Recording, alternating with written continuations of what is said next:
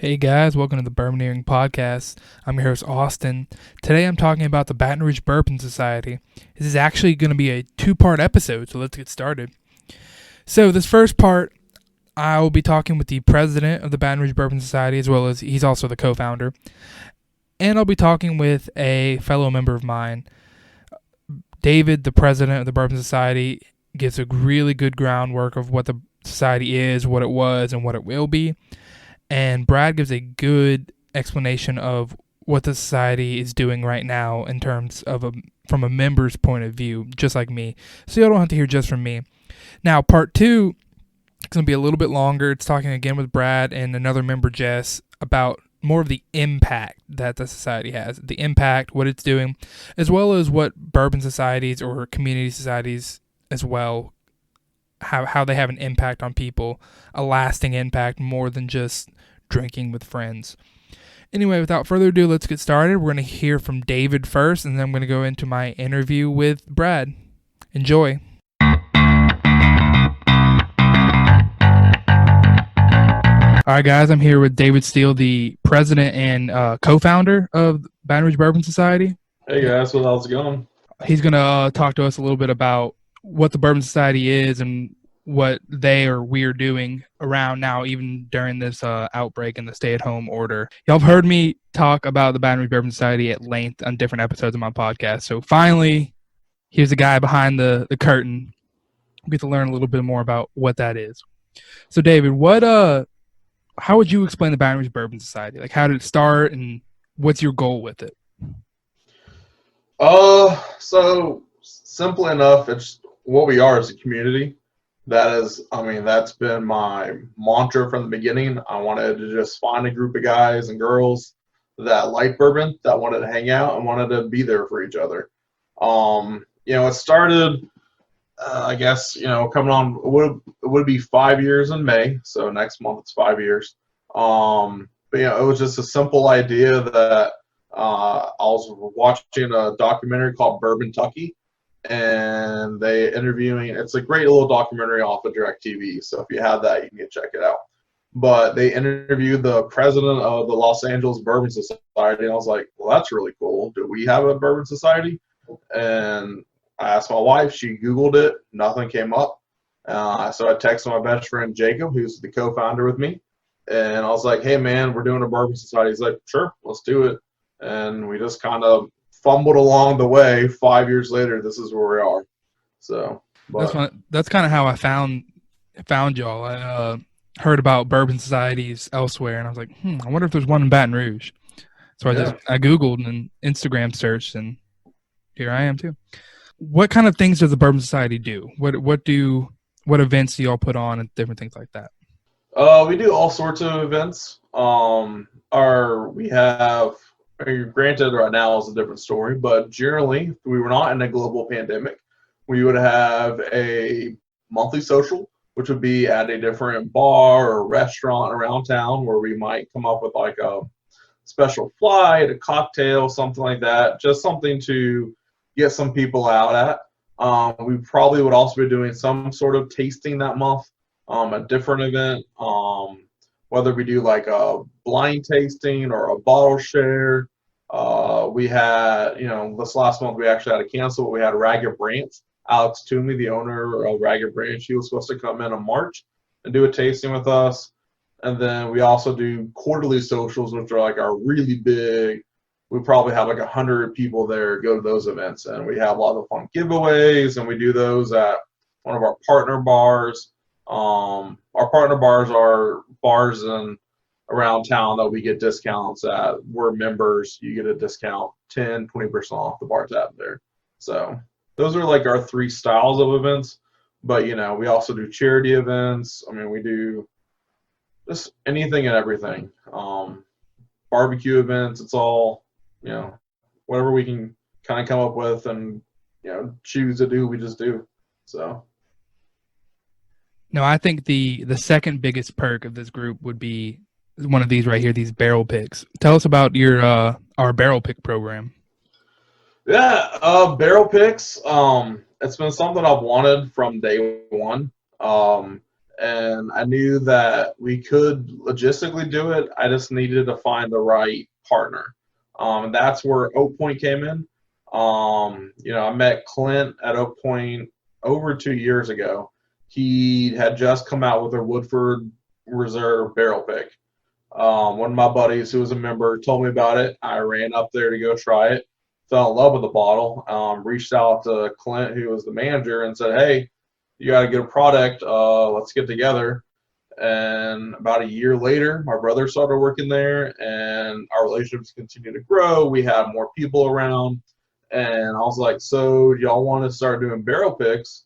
And they were like, of course. It's just a logical next step in that relationship. We couldn't just come out the bat swinging and get barrel picks. It took us the time to show that we have the base, we have the members, the buying power to actually have them put up, $5-10 grand for a barrel. But we've done 4 picks now. Our first one was a Knob Creek Marine. We also all our barrel picks are named after comic book characters. The barrel comics, as we call them. So first one was a Knob Creek Rye, the Wolverine. Then it was a Ragged Branch 4-year-old wheated bourbon, Ragged Raccoon and Groot. Then it was the Buffalo Trace, Captain America Shield. Then lastly was the Fantastic Four Roses, which was, my creme de la creme is the Four Roses. That's what I've been wanting from the very beginning, and we finally got that. So it's been taken, Louisiana's a hard state to get Four Roses. I think last year, 4 accounts got a barrel of Four Roses, I think. And then we got this one this year. So it was great. It's a fantastic pick. It's amazing. So very, very excited we finally got the Four Roses. Yeah, all the picks are great, and yeah, especially the Four Roses. Check out y'all have seen my Instagram. I post pictures of them. They're in the background on most of my pictures anyway, but there's a few of them highlighted there. And they're awesome artwork. Who does the artwork? It's one of our really, really good friends. It's his media company, Red 6 Media. Sorry, Matt. Just brain fart for a sec, but no, Red 6 Media. Matt Darden, Joe Martin, and Catherine Rushing. They own the company, and they do all our work for us. They're just the best people on the planet. Seriously. And then Matt's wife is Corey, who's one of my board members. So that's how we kind of got that connection. So yeah, I've gotten so many compliments. More than the actual juice in the bottle has been the labels that when I posted the bottles. But yeah, so I mentioned barrel picks were my second favorite aspect of the group. I think my first favorite is, like you mentioned earlier, the community. There's what you said. How many members right now? 325, roughly? Give or take. Wow. And that, everyone for the most part is active in one way or another, whether it's the Facebook group, the Discord group, the events. Everyone's happy to help with things, happy to connect with you. In our Discord, we have a whole thread about recommendations, and people can ask questions about, is this good? Should I buy it? Things like that, and reviews. And there's no there's lots of stupid questions, and you will get made fun of, but in a nice way. No one's we're friendly. We definitely we'll make fun of you, but then we'll be nice about it afterwards. The Discord, which I got to give a shout out to my brother Nathan Steele. He's the one that made the Discord. I had a Discord before, I was on a few servers, but I never really kind of did much with it before. But then he kind of was like, hey, you got your Facebook group. Facebook sucks. Do Discord. And I was like, okay, sure. I'll let you handle it. And he made it. And honestly, the Facebook group is great for putting on information. I think it's the best way to get information to you people besides email. But the Discords were we all like to go hang out and chat and actually have kind of fun. That's where the community, I think, really started, with the Discord. So. And yeah, this was my first Discord, but since then I'm on another podcast Discord and things. It's very it's kind of the next step in a community like that. Yeah. It's opened my mind up to a lot of things. I guess so. You talked about the charity events. Maybe talk about what kind of charity events you've hosted in the past, and I know the most recent one. You want to talk about that one? So we've done, I guess, about 3 years ago. This was way before we even incorporated. We've always done a big Christmas raffle every year. It's always been a fun thing to do. And 3 years ago, we decided let's incorporate. It used to be anytime you came to an event, you got a raffle ticket. And we decided we can continue to do that, but we wanted to make it raise toys and money for charity. So we decided to do the Christmas raffle. Every toy you brought was a raffle ticket, or every $10 you donated. So we did that. And our first year, we raised about 150 toys, and we'll say 500 4 toys for tots. And it was a huge success for us. We were so excited, so excited. And then we decided we did that again the next year. That was 2 years ago. That was a hayride scandal. And that one we raised, I think, about 500 toys and maybe $1,000 for charity. So huge growth. And then after that year, we had incorporated. So we did 2 charity events in 2019. One was our Four Roses tasting, where we purchased all 10 Four Rose recipes. We sold tickets, and we also had barbecue. I made brisket. Garrick, one of my board members, made all the pulled pork, and it was like $40. 20 went towards a charity. 20 went towards the Four Roses, and we ended up raising about $3,000 for our YMCA. And then we did our most successful event of 2019, or really at all for us, was again Toys for Tots. 2019 we raised 15,800 toys and 7,000 donations. So that was huge for us. I mean, like 15,000 was another level for us. We did not remotely thought we were going to come anywhere near that, but again, this group never ceases to amaze me. So 2020 rolls around, we have this kind of pandemic that we're in. All the bars are shut down. They shut down about 2 weeks ago now, and they're shut down through all of April. And our bartenders, who we're all really close to because we hang out in bars quite a lot, they're out of a job for a month and a half. So that's when we decided to do a raffle donation. Every $10 you kick in, get your raffle ticket. I put up some bottles. We put up a bunch of bottles from BSOBR, and then our members started donating bottles. We ended up with 29 bottles plus some other random raffle items, and we raised $8,500 for our bartenders. And I just went straight to, we literally just PayPal'd them, and it all went straight to their pockets. And so it was just our partner bars that we've been working with for years. So. Yeah, just that impact alone in the local community. Now, I had an episode, I think when this comes out, it'll be 2 weeks ago, about how to help your local community right now, just like because obviously bars are closed, small distilleries and other small businesses are having limited contact, having to change your business model really quickly. Mm-hmm. And that was, nobody came in contact. That was all virtual through Facebook and Discord and email and all that. Yeah. No one had to come in contact. And, you helped out 4 or more people for, a whole month and a half. Now, talking about this pandemic, what has the group been doing to still meet?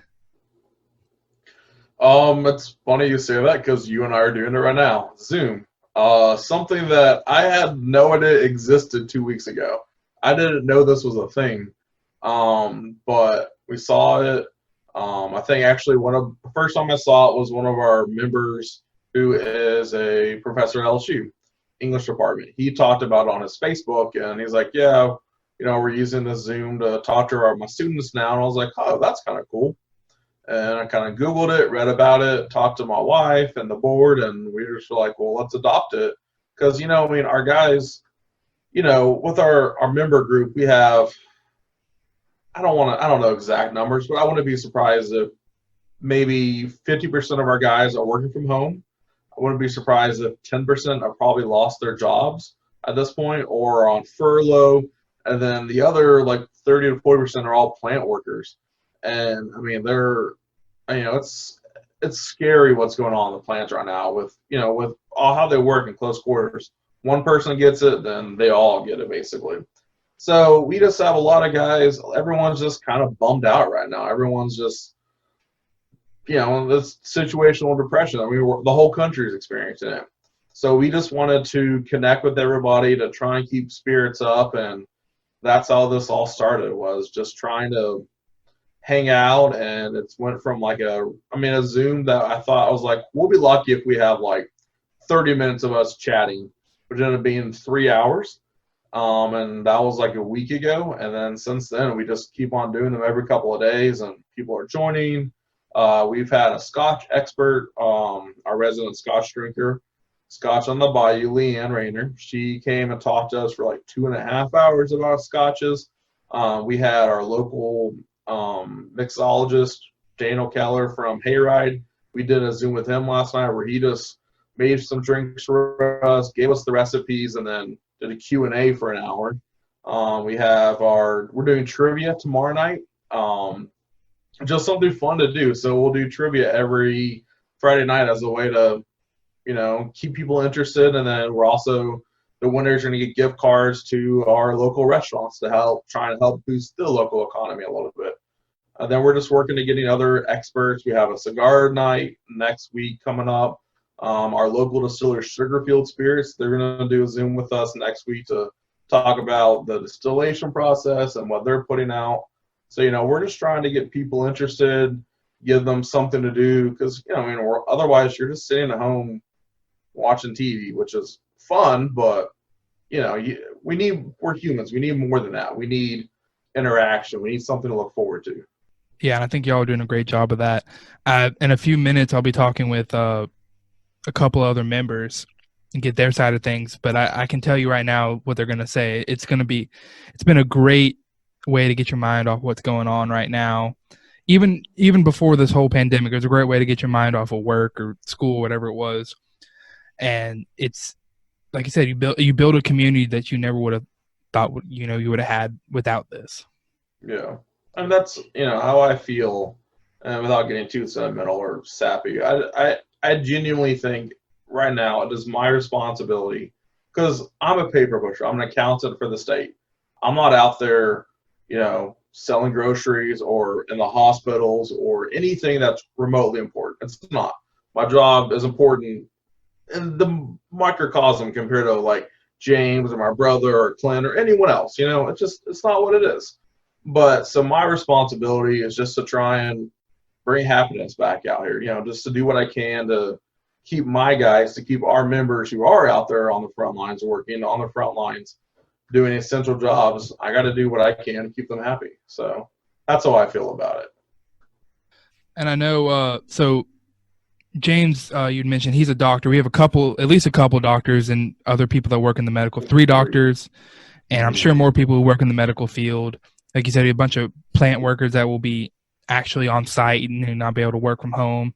And then Clint and Nate are both working at supermarkets, and I'm sure there's other people there too. Even Hocus Pocus Liquors is working right now. That's all on the front lines to help people survive and get through this time. James, one of the doctors, he's going to jump on probably another day, but you get to hear from them and how they're interacting, how this group has helped them as well. And I think you'll hear it's been a big impact, because I know it has for just the members who are at home or working when they can. It's been a great distraction. Is not the right term, but it's been a great distraction from what's going on. Yeah, I mean I don't have right now. Saying the word distraction is probably like the best compliment you give me. Like that's what I want us to be right now. Be sober is a distraction, because otherwise, when you think about what's going on, it's terrible. We had 2,700 new cases diagnosed of COVID in the last day in Louisiana. Like, I don't want to think about that. I don't want people to think about that, because when you think about it, it's pretty bloody terrible. So I'd rather just try and goof around with bourbon and have a guy talk about cigars for an hour. That's what we were trying to do right now. So. And I mean, these events are keeping people home when they should be home. They're giving people something to do, something that's relatively productive, something, learning. you're helping people who need help during this organization, highlighting, the bartenders, the small distilleries and things like that. It's it's more positive than just a distraction, although a distraction is very positive right now.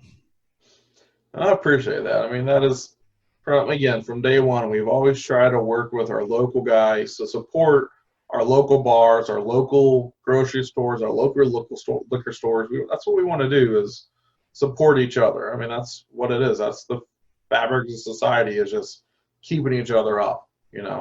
When Oak Point succeeds, we succeed, and vice versa. So. I mean, that's about all I got. Like I said, I'm going to be talking with some other members, so you guys will be hearing from them as well. So you're not just hearing from the head; you'll be hearing from the whole body. Right. But like you said, those local stores, that's what's keeping us going. So we need to keep them going through this time, and that's what's most important during this time. Anyway, thank you, David. You really shed some light on things that I couldn't do myself, so people don't have to just take my word for it. Anytime, Austin. And thank you just for hanging out with us, and looking forward to trivia tomorrow night, man. It's gonna be fun. Me too. Awesome. All right, guys, I'm going to use this little break in between hearing from David, the president of the Baton Rouge Bourbon Society, and hearing from a couple other members to do the first whiskey review of the next round for the next March Madness competition. The first bourbon we're going to be trying is Blue Note Bourbon. It's a small batch. This is actually a single barrel.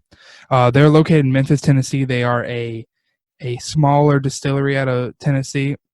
I got this one actually in Nashville, Tennessee, or Franklin, Tennessee. Love this bottle, but I'm going to give you a review here. Good pop. This is actually 9 years old, this single barrel here. Very light on the nose. Not light as in young.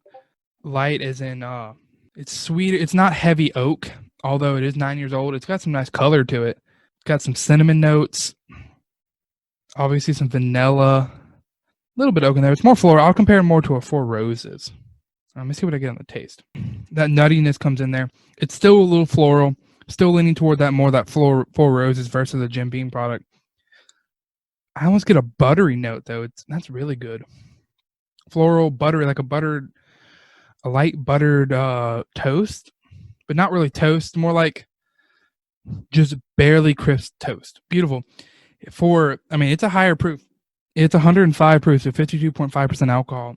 It is super smooth for that alcohol content.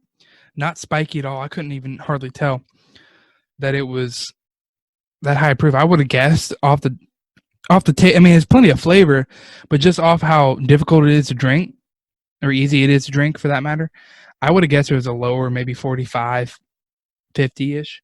No burn at all. And that's good. The only issue with it I have is the abrupt finish. It's pretty long, but it's not. It's almost like that powder peanut butter that you put in smoothies. Not my favorite flavor. It's not bad, but that's just like the very end, very tail end into the finish. But I love this. I'm loving this bourbon right here. I've loved this bottle. You'll see in the Instagram picture. It's been drunken out of. Trust me. I'm gonna get it on my new barrel rating system. I'm gonna give it a 3.5 barrels. It's definitely above average. 2.5 being average. It's definitely above average. It deserves that rating. It's hard to find. Obviously, they're still relatively small in their distribution. I was in Tennessee to get this one. This one is a single barrel, but it's fantastic. And when I'm up there, I'm definitely going to get another one. All right, so let's hear from a couple of members of the Baton Rouge Bourbon Society.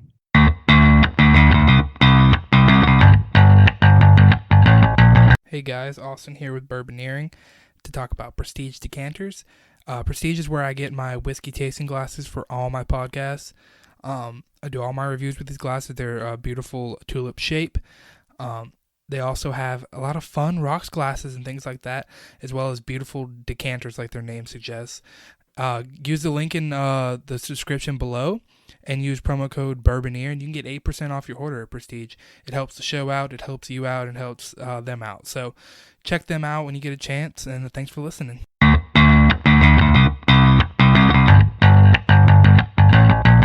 All right, guys, just me here jumping in to introduce our next guest.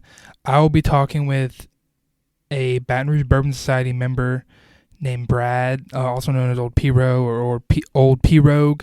We talk about that a little bit in part 2, so you'll hear me refer to him as those interchangeably. Anyway, here we go. Rest of the interview. Because I'm a collector at heart. I mean, that's my thing, is I like to curate. Mm-hmm. Anyway, my collection was growing, and then somehow I can't remember how. I think it was through Facebook. I found Baton Rouge Bourbon Society, and kind of looked up where their next meeting was, and kind of started doing that. And David had put a little contest out there, and I ended up winning it and won a bottle of Elmer Lee. This is years ago. And that's when I first really met David and kind of got to know the guys. And I mean, at the time, it was literally just a little group that he had put together just to hang out with people that enjoy the same thing that he enjoys. And so I just started doing that, and it just exponentially grew, especially whenever he started doing the memberships with the discounts. And then I think it got to that point where he realized that this could be something really awesome, and it could be used to give back to the community. And this past year, like 2019, man, that was a huge year for Baton Rouge Bourbon Society. Everything from just the amount of people that join to all the donations for charities, and then we have our festival, fingers crossed, in October. Yeah, man, that's kind of my story of how it kind of went from a fledgling small group of people hanging out, and he would do little raffles here and there and contests, to just something massive, a community that gives back to the community. It's awesome. Yeah, when I was talking with him, of course he mentioned all that, but he was being humble about it, and how, he would say, "Oh, we raised some money for some people." But I came in 2019. I came in maybe late 2018, 2019, really. And just every event was, the people there were great. You could walk up and talk to anybody. The community was the best part. But like you said, every event, it seems like we're raising, 100,000, multi-$1,000 for whatever we're trying to do. Most recently, we're talking about for the bartenders, right? Raised $5,000, $8,000 in a week and a half, maybe. Yeah. That was awesome. And again, that wasn't even an event. That was all virtual, people talking to people. Right. It's been. Yeah, man. It still makes my head spin when I think about it. Mm-hmm. The support that Baton Rouge has for that society and community is insane. Like it's awesome. And David's a humble guy. He's not going to sit there and brag about everything that happened. But that's his brainchild, man. He never stopped. He never gave up on the group, and he just kept pushing and pushing. And he's always giving. Like I know when we first started, he was giving away stuff that he had in his collection. That guy's awesome. Yeah, he was talking about how he was searching up. In fact, he watched a documentary and heard about a bourbon society, and so he went and Googled to see if he had one for Baton Rouge, and they didn't. So that's how I found it. I heard about bourbon societies. I think it was the one in Nashville or something like that. And I found the Baton Rouge one. I Googled it, and I added him on Instagram just to follow it.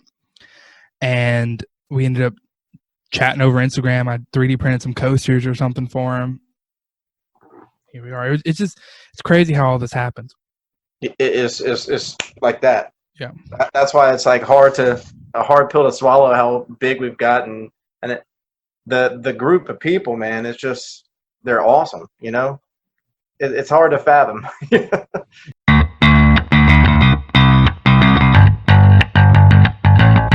Thanks for listening, guys. If you enjoyed the podcast, make sure you subscribe on whichever player you're using. Leave a comment and leave a 5-star review if you can.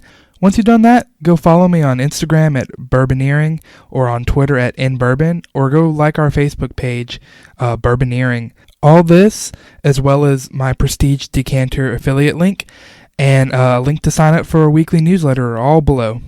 Thanks for listening, everybody. Cheers.